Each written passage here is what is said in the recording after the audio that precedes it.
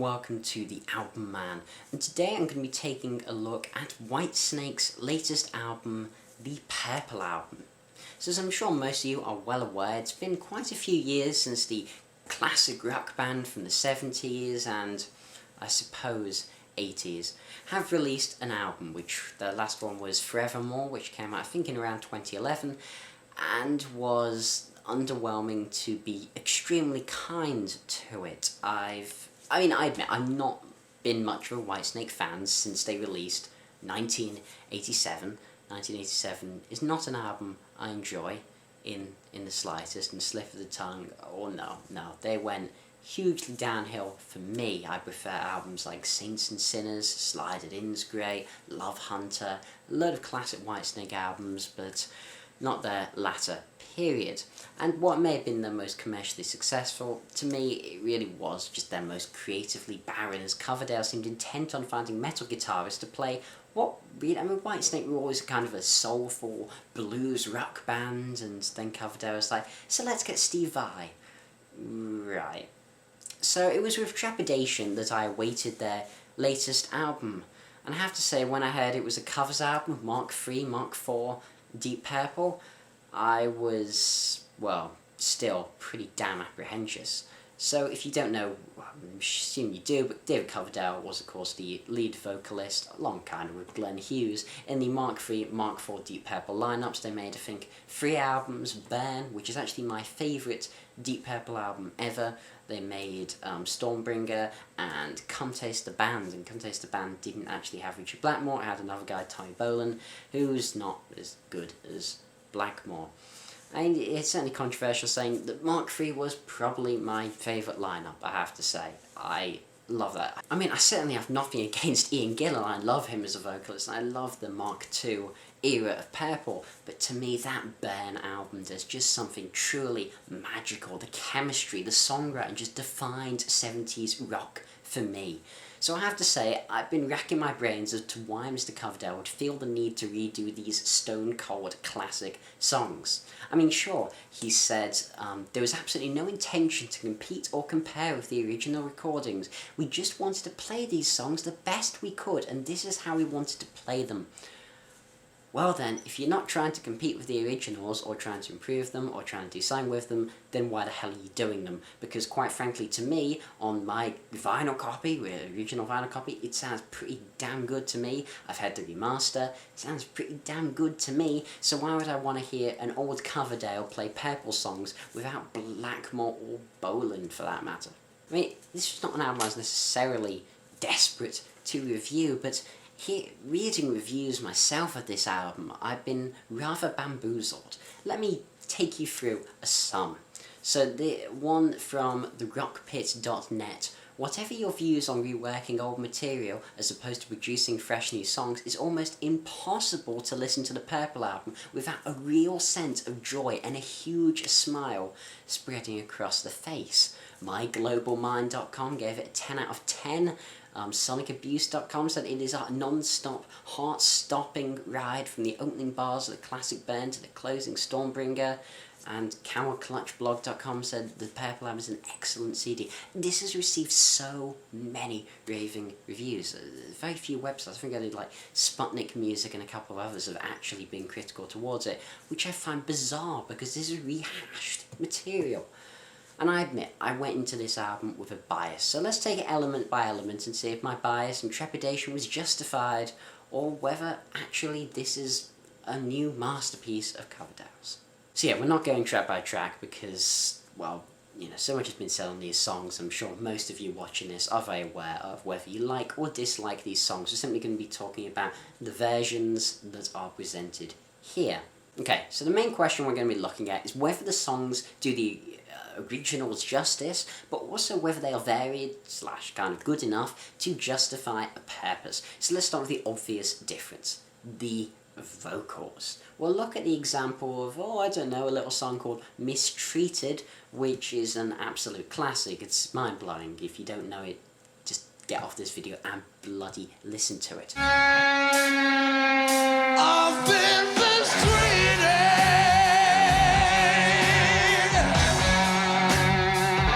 I've been abused. powerful wails, infusing it with this youthful, raw, primal blues energy on the original. I mean, he was one of the greatest frontmen in rock, and I will not hesitate to say that. And usually I do hesitate to actually criticise these legacy acts on the basis of their vocals, because I mean it can't be helped that someone's voice is going to get old. I'll give Bob Dylan a pass on Shadows in the Night for his, and I'm sure I'll be giving Bruce Dickinson one on the new Iron Maiden album, since, you know, as long as the performances are competent and fit the new material. Dylan has crafted his new stuff like Tempest to fit his voice, as Iron Maiden have to fit Bruce Dickinson's voice. But if Bruce Dickinson was re-recording Hallowed Be Thy Name, completely different standards apply, because we already have a version where he sung on it, and well, where he sounded brilliant. So if he re-recorded it now, well, we've got to judge it also by the performance on the original, particularly when it's the same singer. So this is going to have to apply to Mr. Coverdale, and really his voice sounds raspier, it sounds deeper, older and weaker. It just lacks the power which Coverdale had previously, and you can see he's trying to force it. He's really giving it a good go to try and recreate that magic, but in some respects it feels kind of at odds with the music, which we'll come to in a second. Musically, this album, I can at least give it credit for, it does attempt to deviate in slight ways, I suppose, from the originals, and in some more major ways. Let's talk about the guitar particularly. The licks and solos are certainly not carbon copies of Ritchie's or Bolan's, which is something, but that doesn't mean it's necessarily up to the same level. If we look at the playing on, let's say, some Ritchie songs, we'll start with, again, Mistreated, which I find pretty underwhelming guitar-wise. Why? Well, it's because tonally, Reb Beach and Joel Hoekstra employ this very metallic dual guitar attack across the record that would feel far more in line with a Judas Priest album than a Deep Purple album. I know some people like to lump Deep Purple in with metal, but Deep Purple always were a hard rock band with a blues influence, sometimes a funk and soul influence, particularly in Mark III and Mark IV. And Wall certainly one of the pioneers of the metal sound. You look at an album like Fireball, for example, songs like Speed King on, I think that's on In Rock. That doesn't mean that they need to sound like a really modern metal band or like latter era Priest. Now, don't get me wrong, I'm not actually dissing these guitarists, because they are accomplished players and their solos are pretty damn good. The end of Mistreated on the Purple album actually has a killer solo. It's exciting, fast and visceral, but that doesn't mean it fits the song, and that's the issue I have. The genius of Richie Blackmore's playing on Mistreated didn't lie with virtuoso playing or flashy licks, but with subtlety. The original has a subtle build. You get these cool bits of solos, which are just slow, methodical, bluesy jams, I suppose, until he lets loose in the excellent finale. And it's that build, that teasing and tension, which makes the guitar playing on that song just so wonderful. Instead here, Reb and Joel start upping the tempo every bloody opportunity they get, playing flashy, fast licks here. By halfway through, we've already had what should have been saved to the peak of the song. And while the finale, as I said before, does have a killer solo, I found the impact to be far diminished over the original's grandeur.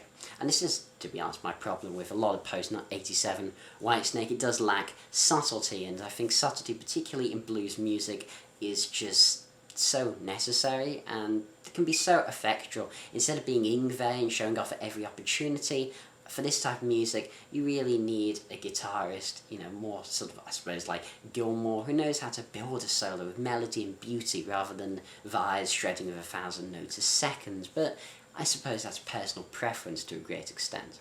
And again, I will just reiterate, I'm really not trying to discredit the guitar players here, because I can appreciate they were trying to do something different with the songs, and it's not easy to do with songs that have been around and been classics for such a long period of time. I don't envy the task. I would have hated to have been the guitarist on this and trying to cover Blackmore's playing. Damn, that's a monster undertaking. I can appreciate that in Stormbringer they wanted to bring it up to date and add some life, because of course the original album sounds like it was made in the 70s, because, well, it was.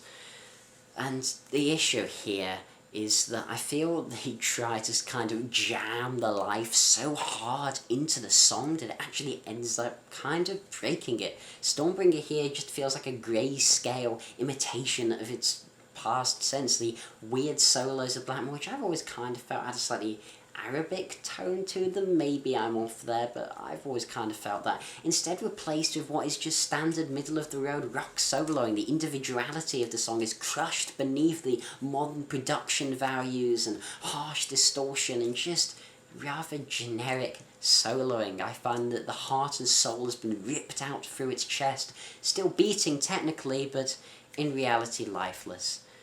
Still, random metaphors aside, it just sounds like an average album track here as opposed to one of the greatest songs Purple ever wrote, and that's a disappointment. And this brings me kind of onto the arrangements themselves, I suppose, because while some songs like Burn are not changed in any significant way, others like Sail Away are actually pretty damn different. So what do they do to this classic? I mean, this is a tough song to cover, with the prime use of Hughes Coverdale's vocal interplay at its finest, the geniusly catchy bass line, and of course that John Lord Blackmore dynamic at its best as the organ transitions to guitar and back and forth, and Lord's haunting organ melodies certainly drive this on top of that deliciously juicy riff and bass line. Here instead we have an acoustically driven intro, and to be honest the whole song is basically acoustic, which is actually rather effective because it pays homage to the original tone and the haunting nature, and yes, what strips off the funk influence and the organ as well, again out of respect to John Lord. It just seems a more creative reimagining of the album, and I do find the softer moments also help Coverdale's vocals shine more. He doesn't need a great vocal range to sing this version of the song, and I think that definitely helps. And yeah, it's a heartfelt and really lovely rendition, and I did find that actually rather impressive. What about the production though? I'm not a big fan of this. This is just, it sounds like a lot of modern production, which I'm not too big on. Why? Well, it sounds a bit muted, definitely some over compression, particularly on the guitars, which can sound rather artificial tonally at times. And then generally, it doesn't help that, you know, the playing kind of lacks that fluidity, I suppose, required for like a blues album. Generally, this feels like so much of a studio album. Now, before you say, but TheAIbumMan, it's a studio album. Yeah, I'm aware this was recorded in the studio. I'm aware that Burn and Stormbringer were recorded in studios. But what I think that hard rock, and particularly like 70s-esque hard rock, needs is that sort of loose, almost live feeling too. And they need to feel like a band that's playing together, jamming in the same room, instead of just a series of overdubs on Pro Tools. And classic rock really needs this more than any other genre to be great. And a good example of this done recently was Ravelson's Great Western Valkyrie. The production of that sounds like a bunch of guys just jamming their hearts out in a room, instead of a series of muted, overcompressed overdubs as it does here. And also the backing vocals are definitely an issue because, again, Hughes has such a unique voice and was such an essential component. While the backing vocals are passable, they just really pale in comparison to what we've had before. To be honest, I still fail to see the need in this release. I fail to see why so many fans have been excited by this, why so many publications have praised this to high heaven. There were plenty of new bands struggling to make a living, providing actually new, fresh material that would be ignored by people instead of the spat-out, turgid, pre-digested music of the Purple album. The originals are great, and trust me, I don't want to diminish anything from them. I love them wholeheartedly, will continue to do so. And while the remasters are high quality, they're easily available, so why buy this? I don't know. To be honest, just listening to a song like the Gypsy on this album just makes me want to listen to the original. Sure, I'll sing along to this version's chorus, but only in the same way I would if I was seeing some dodgy local pub bands play it, because it's a good song, and because the songwriting across this album, of course, is strong. Of course it is. Instead of buying this, if you want some classic rock fix, look at the Vintage Caravan's latest album, or Blackberry Smoke's Holding on the Roses, or if you're desperate for a nostalgia trip, then Scorpions' Return to Forever, or Black Star Rider's former Thin Lizzy members' Killer Instinct. So many greater albums on offer, in my humble opinion, and that's all this is. If you enjoy this album, that is awesome. Seriously, that's, it's cool. genuinely don't care. You know, someone, I suppose, should get enjoyment out of it, but I certainly fail to see why people have liked it as much as they do. But if you're one of those people who does, I'd love to hear from you why. What is it you love about this album? Why would you rather listen to this over the originals? Do you think the changes made have been really positive to the song? Please tell me in the comments below. And this has been the Album Man. Oh, in fact, wait 1 second, I forgot to rate it. I'm going to give this album basically a 4.5 out of 10. The only reason I don't give it any lower is because the songs are still damn good, but I really don't like these versions. It's definitely a below average album. So 4.5 out of 10. This has been the Album Man. Thanks for watching, comment, subscribe, and as usual, long live rock and roll.